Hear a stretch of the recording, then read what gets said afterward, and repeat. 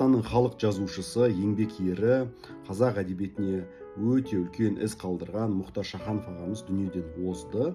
Бірақ Абай атамыз айтқандай, өлді деуге бола ма, өлмейтұғын артында сөз қалдырған демекші.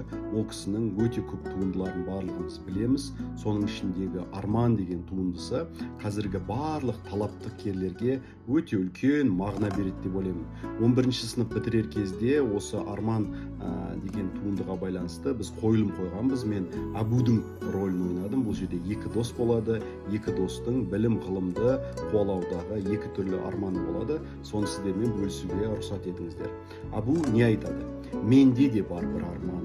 Маздап жанып қол бұлғайтын шынардан, ұлы баба, бірақ менің арманым парыз бенен махаббаттан құралған.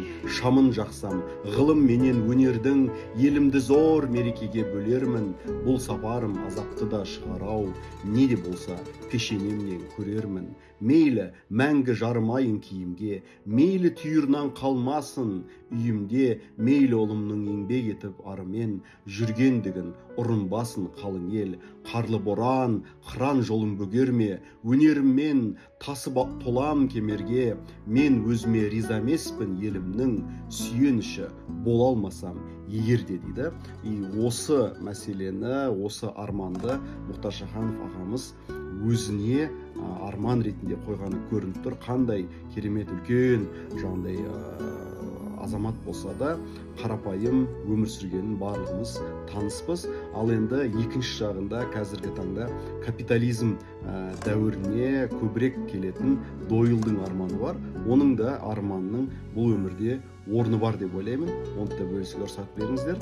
Жалғыз арман бар менде, шектесетін қулықпен де армен де, жалын шашса өнерімнің өрнегі, сонау Емен, Мысыр, Бағдат елдері түгел танып жыр ететін таңдана. Саудагер боп шықсам деймін жан баба, тірлігімде жабырқамай жасымай, ата жолын қусам деймін осылай. Бой шалдырмай, бос мақтан мен өсекке, өмірімді құрсам деймін есепке.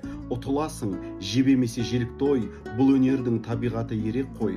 Қаншама елмен сауда-саттық жасауға, соншама елдің тілін табу керек қой. Табу үшін жұрт таппаған айланы, көру үшін жұрт көрмеген пайданы, шығу үшін жұрт шықпаған белеске. Жұрттан асқан білім керек емес пе?